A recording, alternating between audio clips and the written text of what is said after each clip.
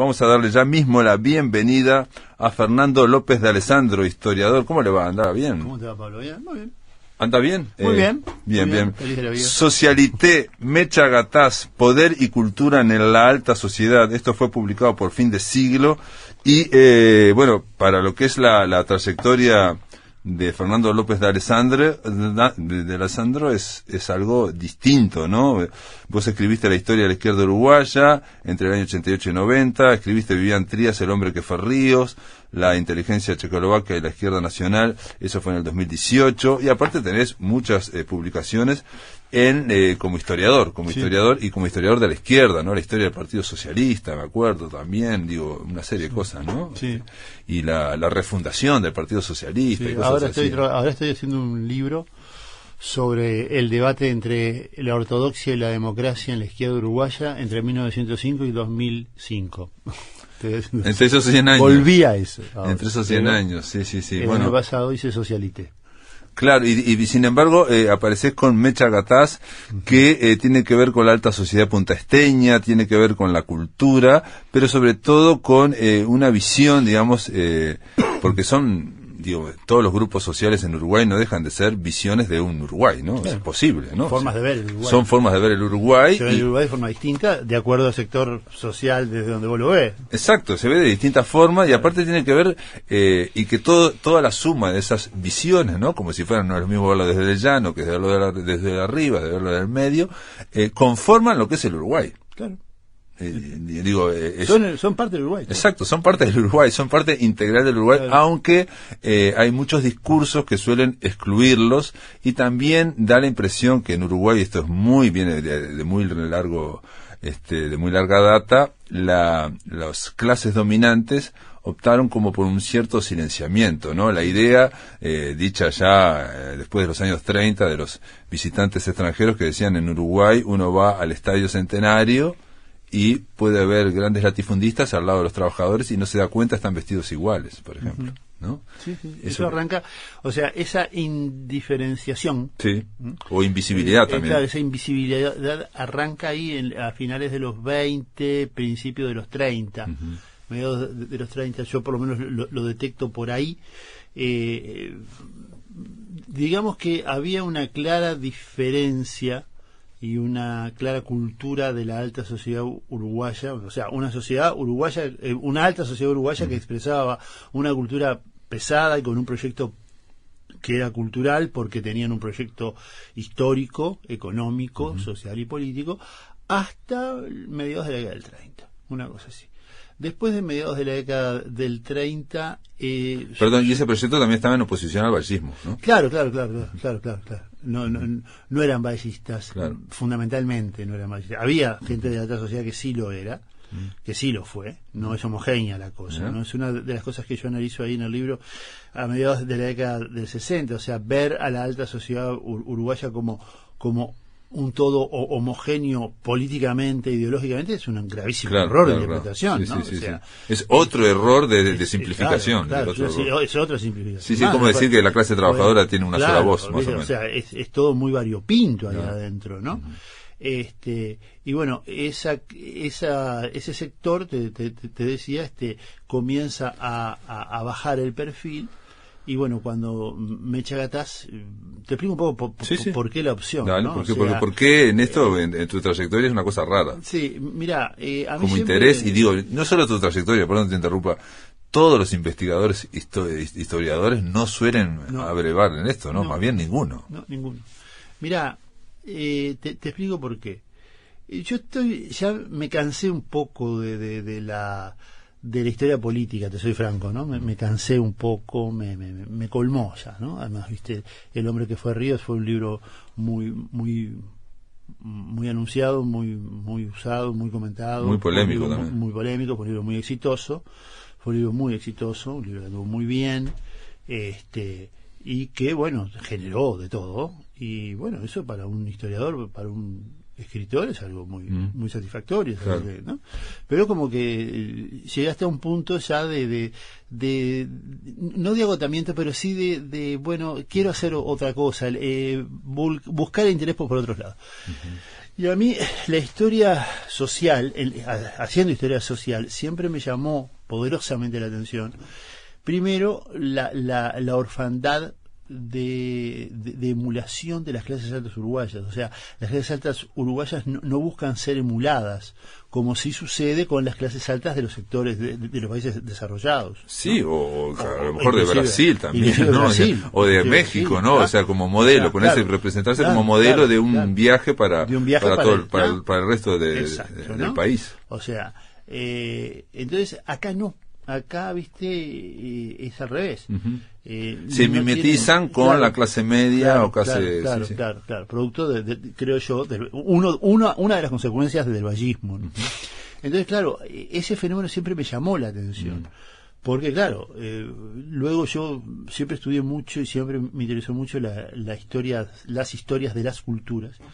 Y ahí, bueno, obviamente, Gramsci es de donde todos más o menos abrevamos, pero a mí me asombró los estudios culturales de Hall, ¿no? Ese jamaiquino inglés. No sé quién es Hall. Señor Hall es un jamaiquino que se instala en Inglaterra y crea una escuela dentro del sistema universitario que son los estudios culturales, los nuevos estudios culturales. Y ahí publicó un montón de trabajos interesantísimos sobre la nación, la raza y la cultura, el tema del dominio, o sea, es un gramsciano, pero es un gramsciano que logra adaptar Gramsci a hacer una lectura gramsciana de los problemas raciales y de los problemas de las estructuras nacionales, pero sobre todo los problemas raciales. Y el tipo analizó mucho la cultura y crea herramientas muy interesantes al respecto. Y luego, viste, a mí hubo dos autores que siempre me deslumbraron.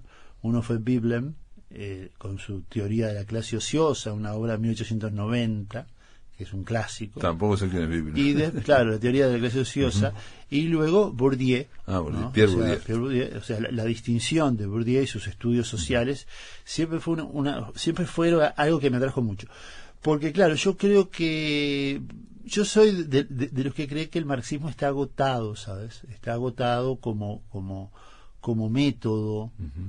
Yo no creo en la lucha de clases como motor de la historia ni nada de eso. Pero Gramsci es marxista. Claro, pero creo que de ahí queda y me parece que la cosa va por ahí. En unas sociedades, en sociedades hiperfragmentadas como las que vivimos nosotros, partidas e individualizadas ya casi, ¿no? Sí, claro. El dominio cultural se vuelve central. Y cuando leí a Hall, uno de sus últimos trabajos, cuando plantea, bueno, al fin y al cabo, capitalismo es cultura. Y no puede haber capitalismo sin cultura. Bueno, esa es una de las claves de Gramsci, ¿no? Claro. O sea, que la gran batalla, digamos, política, o una de las grandes batallas es la batalla cultural y la batalla por el sentido común, ¿no? Lograr que ideas que parecen muy novedosas, por ejemplo, la redistribución de la economía o de esto, se conviertan finalmente en un sentido común en la gente que no lee más, que no lee nada. Esa es la idea. Y con el gobierno actual, digamos que no es de izquierda, que suplantó a la izquierda, que sustituyó a la izquierda, también hubo una suerte de lectura gramsciana, ¿no? Se empezó a hablar de que había que dar una batalla cultural también, porque supuestamente la cultura estaba en manos de la izquierda, y lo cual no es tan así, creo yo, pero bueno, pero se le dijo a actores, digamos, jerarcas del actual gobierno, lo dijeron. La nueva derecha radical europea tiene una corriente que la lidera Alain de Benoit, que es el fundador del grupo GRES, que ellos se definen como gramscianos de derecha. Por eso, ¿no? Son gramscianos, son gramscianos pero se definen ellos como gramscianos de derecha. Entonces, ¿qué sucede? Claro, yo creo que ahora la explicación a mí me cansó un poco también, viste, esa centralidad que hay en los estudios sociales, pero viste, de movimiento obrero, sectores populares, eso que está ya tan recorrido, tan analizado, ojo, es importante. Pero muchas veces se llegó casi a confundir con la historia contemporánea reciente. Por supuesto. O sea, se confundió la historia contemporánea reciente, y digo, yo también lo leía, digamos, como que todo lo que sea movimiento de masa, lo que sea movimiento de organizaciones sociales, lo que sea organizaciones políticas, resistencia, bla, bla, bla, serían, digamos, el Uruguay o lo principal del Uruguay, y ahí se silenciaba, por ejemplo, todo esto de las clases altas, por ejemplo. Y el error, y yo creo que eso fue un grave error. porque hay una pata de la realidad que no está analizada. Exacto, no, o sea, no estás viendo de la sociedad, hay una parte que te tapas un ojo y no lo ves. Cuando la historia, la economía y la sociología se arrimaron al análisis de los sectores altos, lo hicieron en clave económica, sociológica y politológica, y para contar. Exacto. Entonces, sí, claro, sí, sí. ¿qué pasa? Un poco, digo, leyendo esa lectura media marxista cuadrada de que lo importante son la propiedad de los medios de producción, claro. y el que tenga la propiedad de los medios de producción, o sea que todo se reduce a plata o a propiedad privada. Y eso para mí está agotado. Y no genera cultura, no genera... Eso para mí está agotado. Entonces, está agotado. Y siempre me llamó la atención. Siempre una cosa, en mis estudios históricos y en mis investigaciones históricas, siempre lo veía. Viste que siempre cuando vos investigás encontrás cosas que no estás buscando. Claro, obvio. Y vos veías que, el papel de las clases altas, te estoy hablando de la segunda posguerra, fue cada vez más ocultado, más disminuido, más sosegado desde el punto de vista cultural. Va dejando trincheras culturales y en el discurso histórico fue soslayado, digamos, salvo unirlo a la represión o al poder, digamos, fáctico. Entonces, claro, el punto es que nunca, creo yo, se entendió o se buscó entender la mecánica de esos sectores, cómo funciona culturalmente, socialmente, su visión del mundo, sus opciones. Entonces, claro, hacer un estudio de esas características es una obra monumental, es descomunal. Pero con mi esposa, con Irene Barros, estuvimos durante mucho tiempo pensando y ideando una metodología, vamos a decirle así, a la que le puso ella, una historia escrita contigo. Donde, viste, ¿qué pasa? Tomamos partes de todo, ¿no? O sea, una parte de microhistoria, una parte de historia reciente, la historia de las mentalidades también, ¿no? La historia de las mentalidades, obviamente, la historia de la cultura contemporánea de Burke, la historia de la cultura de Hall, los procesos de análisis cultural de Hall. Y entonces armamos una historia escrita contigo. Y sobre todo, viste, basando el pilar es, digamos, la metodología o el estilo de lo que fue la microhistoria. O sea, tomar un personaje, como hace Ginsburg en El queso y los gusanos, tomar un personaje y desde ese personaje analizar su biografía y desde allí ir a lo más profundo general de los procesos culturales que te permiten desde un personaje puntual poder entender toda la ramificación cultural de un fenómeno. Perdón, te pregunto una cosa, porque digo para que ellos nos están escuchando.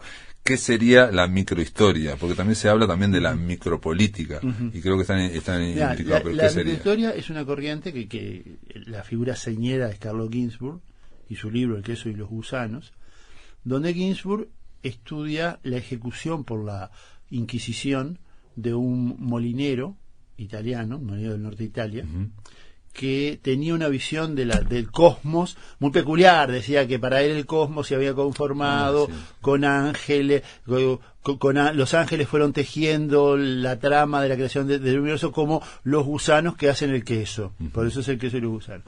Esa visión se va de bruce con toda la teología del siglo XIV, y al molinero la Inquisición lo termina quemando en la hoguera. Y claro, y desde ahí Ginsburg infiere bien, o sea, concluye que en realidad el molinero lo que refleja es cómo se mantenían las culturas paganas de larga tradición en el centro de Europa y en Europa occidental, y que el molinero con su visión lo que reflejaba en realidad era el mantenimiento de esa tradición pagana que venía de tiempos inmemoriales y que la Iglesia Católica había intentado absorber pero que no lo había logrado del todo. Entonces, o sea, ¿cómo? O sea, que es la idea como, por ejemplo, que si fuera un iceberg, vos agarras la puntita, que es una persona, y para tratar de ver que en esa persona, en esas ideas, esos proyectos, atrás hay una corriente, digamos, histórica, que incluso muchas veces la persona es inconsciente de eso tampoco. Claro, exactamente. Y la diferencia es que acá Mecha Gata está viva.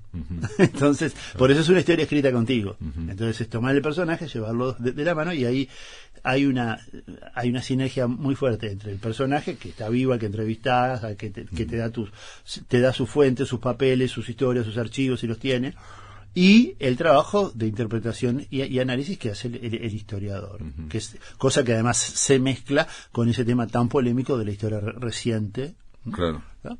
Que también juega un papel central en esto. Entonces, no encontramos el personaje y pandemia mediante y conversaciones con Mecha, que vivía acá en el barrio, vivía acá en Ciudad Vieja. Mirá. Vivía acá en Vamos Plaza a invitar, Zavala, entonces hay que invitarla. Sí, tengo que invitarla. claro, Sí. invitarla. Vivía acá en Plaza Zavala. Y bueno, ella planteó que estaba inquieta por el tema de su biografía, no sé cuánto y no sé qué, y a Irene Barros se le ocurrió que le dijo, bueno, lo puede hacer. Y empezamos, y fue un trabajo que llevó 2 años y medio, casi 2 años y 4 meses, dice Mecha, que tiene todo el cronograma claro, donde entrevisté, primero trabajo de archivos, trabajo de bibliografía, sobre todo la historiografía argentina en este aspecto me fue muy útil. Yo había leído mucho ya a Lozada, había leído a Guesagui, a toda la gente que había hecho los estudios culturales sobre las clases altas argentinas en su momento, y otros más. Y, además entrevisté no sé cuántas horas a Mecha Gataz, 100 horas, y a todo su entorno inmediato. Digo, ese listado final es un listado de más de 25, y otros que pidieron no ser nombrados, entonces yo respeté el anonimato. Y no sabes por qué pidieron no ser nombrados.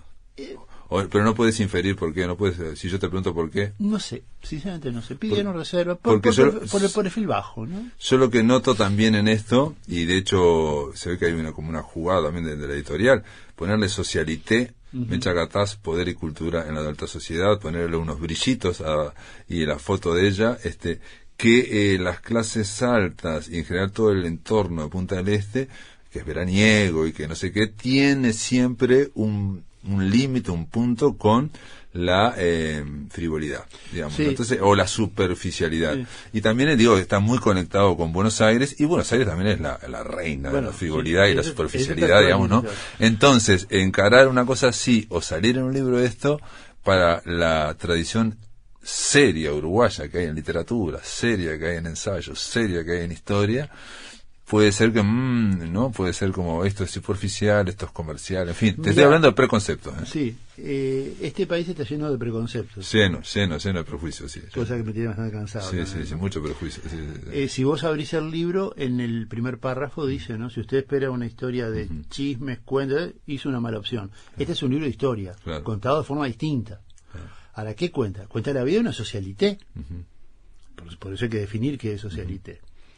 Y el tema de la frivolidad. ¿Qué es socialité? Socialité es un personaje, es una persona. Yo para llegar, no hay ningún trabajo teórico en el mundo sobre el tema, pero la historiografía ahí me ayudó mucho, la historiografía clásica, sobre todo las conversadoras de Bier y otros trabajos más. Yo lo empaticé con el tema de la Salonière del siglo XIX, ¿no?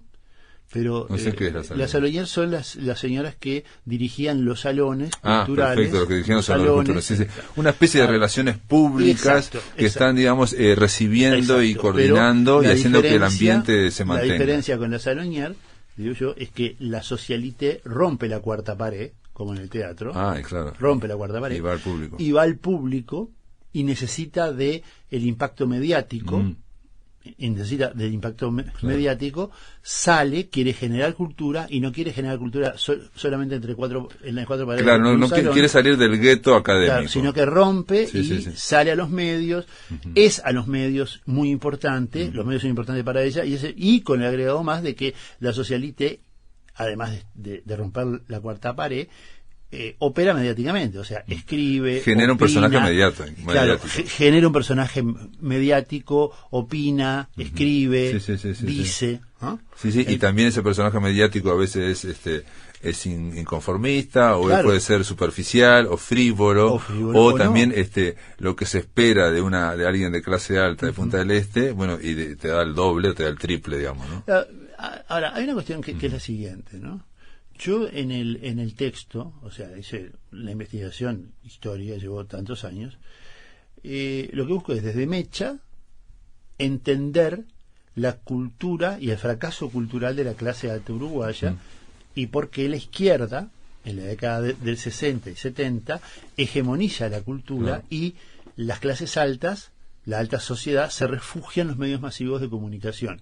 Eso no es un descubrimiento mío, eso es algo que plantea Pelufo Linares en la Crónica del Entusiasmo, un gran trabajo que fue muy útil para esto, donde, bueno, ves por qué... Se refugia en los medios de comunicación, ¿qué quiere decir? Se refugia en la prensa escrita o en la televisión, y en la televisión, para, digamos, para tenerlo como una especie de tribuna, de poder, si bien no generar obras culturales, obras artísticas, sí generar cierto discurso. Claro, genera un discurso y se refugian ahí. Y dejan todo el espacio cultural y el espacio de la alta cultura a la izquierda sin mayor problema. Entonces, ¿qué sucede? Ahí sucede un fenómeno muy curioso, que es que la gente en la alta sociedad, como el Centro de Artes y Letras de Punta del Este, quería hacer cultura, tenía dos opciones: o generar una cultura propia, lo que era caro, lento, largo, o se arrimaba a la gente que ya estaba haciendo cultura.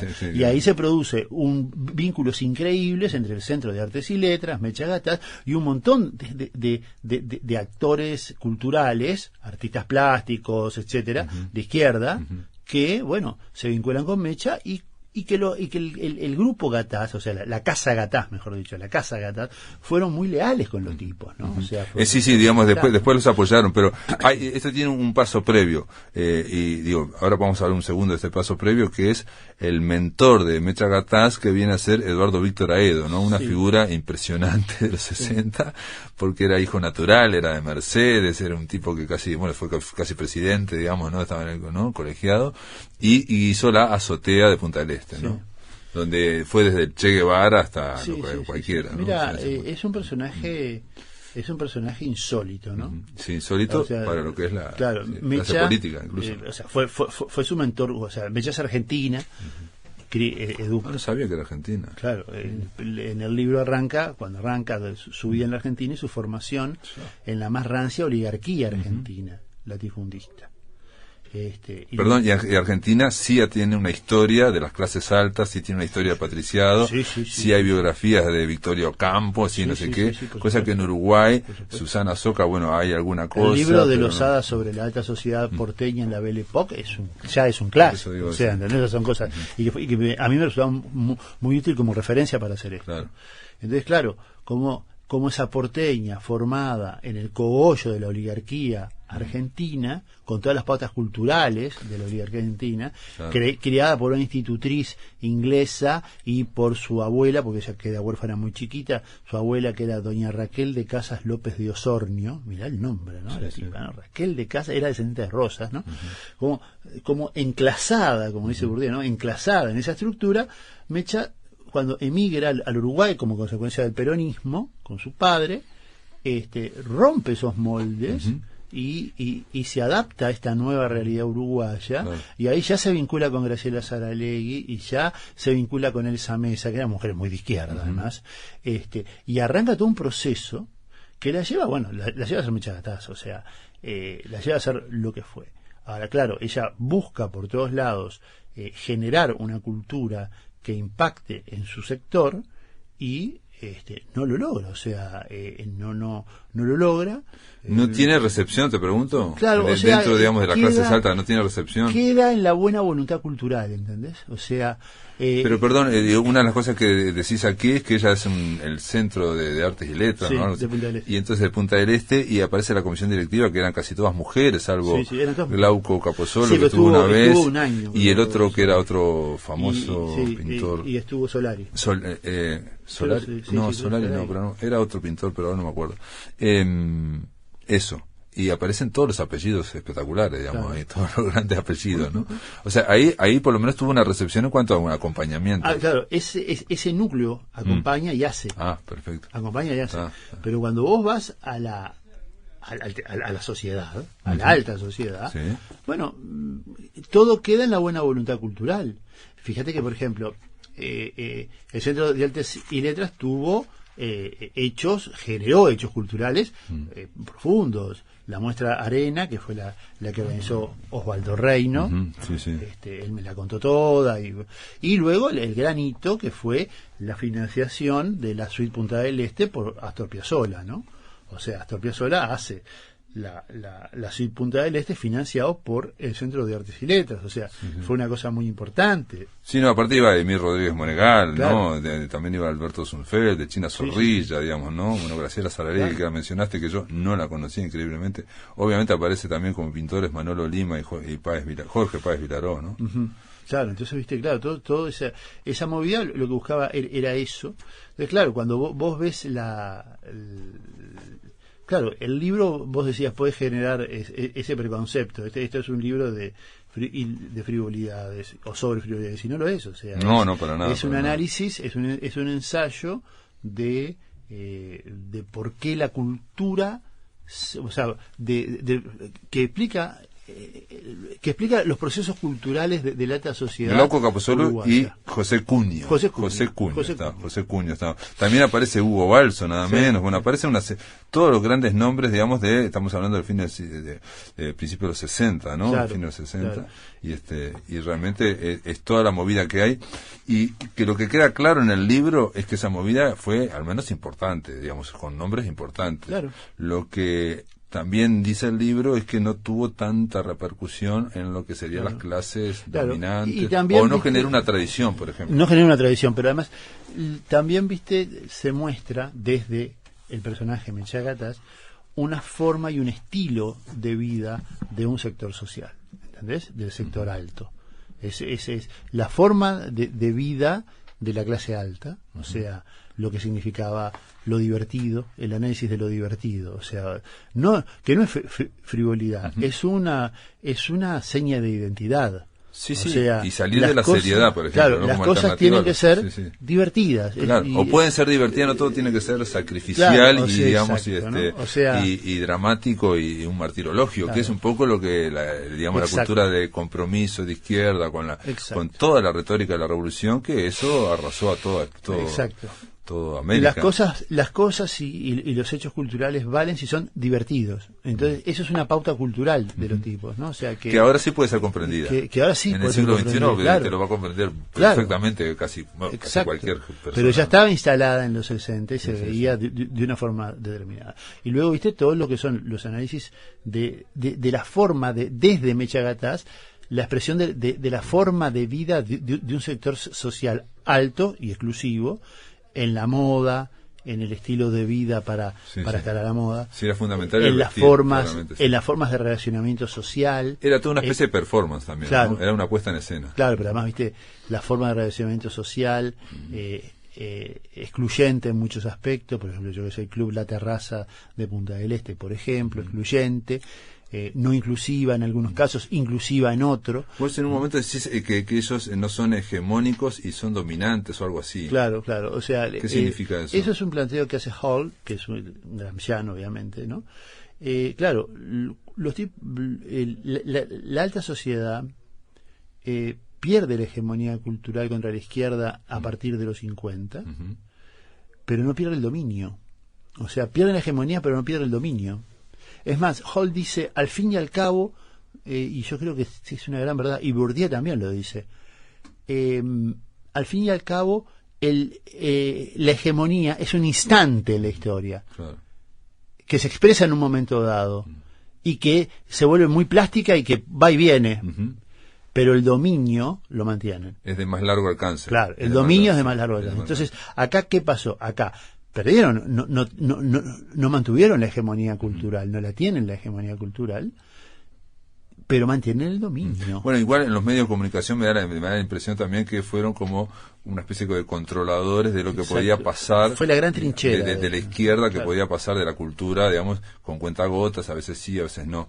Y lo último que te voy a decir hay un producto cultural, digamos, de las clases altas, o un relato que sí tuvo éxito, porque cuando nosotros hablamos, me parece a mí, cuando estás hablando de clases, es siempre con respecto al Uruguay, ¿no? O sea, que generen discursos con respecto al Uruguay, ¿no? Que vayan más allá de los límites, ¿no? Lo mismo pasa con la clase trabajadora, las clases medias, digamos, ¿no? Sí. Y el relato sería la tragedia de los Andes, que, digamos, fue una especie de hit y que todavía sigue siendo un hit, que fue una tragedia terrible, yo lo sé, pero que el relato la narrativa que se generó, ¿no? Ha generado más de 25 libros, ha generado películas y bueno, y sigue siendo. Y ahí estamos con gente de clase alta que va dando su visión, porque en esa narrativa, en esa peripecia, también se da su visión filosófica a la vida. Claro, también, exactamente, sí.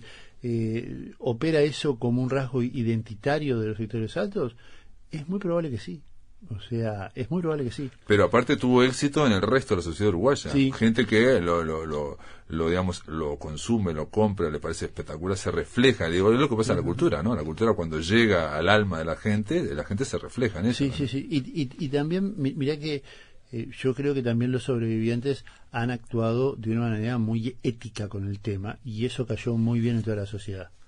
Ellos se han manejado con mucho cuidado ético en el tema. De acuerdo, pero generaron, insisto, más de 25 libros, digamos, o capaz que 30 libros. Pero no es un hecho intencional. Y más de no sé cuántas películas. No fue buscando un objetivo hegemónico, digamos, o o hegemonizador. Fue por otras razones, ¿no? Digo, yo ahora estuve en octubre en España por casualidad, y ya en las radios estaban apareciendo todo el tema que se publica en 50 años, la tragedia, y que se iba a estrenar la película, que está dirigida por un director español. Entonces todo el mundo estaba hablando de eso. Y ahí ves un relato que de alguna forma trasciende los límites. En el caso de Mecha Gataz, lo que aparece es como, ¿no? Una gran difusora, y una gran gestora cultural, ¿no? O sea, limpiando ella, porque tampoco es que lo dice Rodolfo Fanzacchi, te lo dice, ¿no? En un momento, ¿no? Limpiando con sus amigas de la comisión directiva, con guantes, limpiando todo lo que debe que limpiar. Yo creo que el libro en general ha tenido buena recepción y ha tenido buena crítica. Digo esto porque para que los radioescuchas, los oyentes vean que no es, o sea, no es un mero libro de una biografía lineal sobre un personaje de un sector social alto, sino que es un análisis que busca ir bastante más allá, sino explicarnos el proceso social, cultural y también político, y también y también del imaginario de un sector social al cual creo que no se le ha dado en estos aspectos la atención que se le debió haber dado, porque son al fin y al cabo los que tienen el dominio. No, pero aparte, al fin y al cabo, son parte estructural y parte integral de la sociedad uruguaya. Son parte integral. No se puede imaginar el Uruguay diciendo habría que quitarlos y sacarlos, no sé, para llevarlos a una isla, ¿no? Exactamente. La idea, yo se lo pregunté una vez, le hablé con Gerardo Gaetano, otro historiador, diciendo de que aquí no había historias bueno, él lo habló también cuando estaba hablando ahora de las historia de las derechas, y bueno, le planteé que no había historia de los patriciados, de las clases altas, como si había historia en Argentina o había historia en Chile, ¿no? Y hoy ni que hablar en Brasil, que la hay. Y me dijo que sí, que era así, y que Real de Azúa había dicho que era necesario contar una historia, narrar, analizar el patriciado uruguayo, ¿no? Y mirá que la gente, cuando los integrantes de los sectores altos, cuando vas, obviamente de manera seria, ¿no? A trabajar estos temas, te abren las puertas de par en par. Seguro, sí, porque también son uruguayos, sí, son parte de la sociedad uruguaya, sí. De todas formas, una vez le pregunté también a Gaetano, digamos, ahí como director del Instituto de Ciencia Política, le pregunté de otra cosa, ¿por qué la academia no trataba este tema? Y si trataba 25 veces, yo qué sé, no sé, los Tupamaros trataban durante 150 libros, y en concreto el viaje de los niños exiliados. Y la respuesta de él fue así: la academia refleja los gustos de la gente. A veces, ¿no? Entonces lo que quiero decir es que no se ha generado libros como el de Mecha Gataz, porque quizás también está la idea o preconcepto de que no iba a haber lectores, quizás, ¿no? Eso puede ser. Bueno, Fernando López de Alessandro, Socialité, Mecha Gataz, Poder y Cultura en la Alta Sociedad, editado por Fin de Siglo, está en todas las librerías. Gracias por estar en la máquina de pensar. No, gracias a vos por la invitación.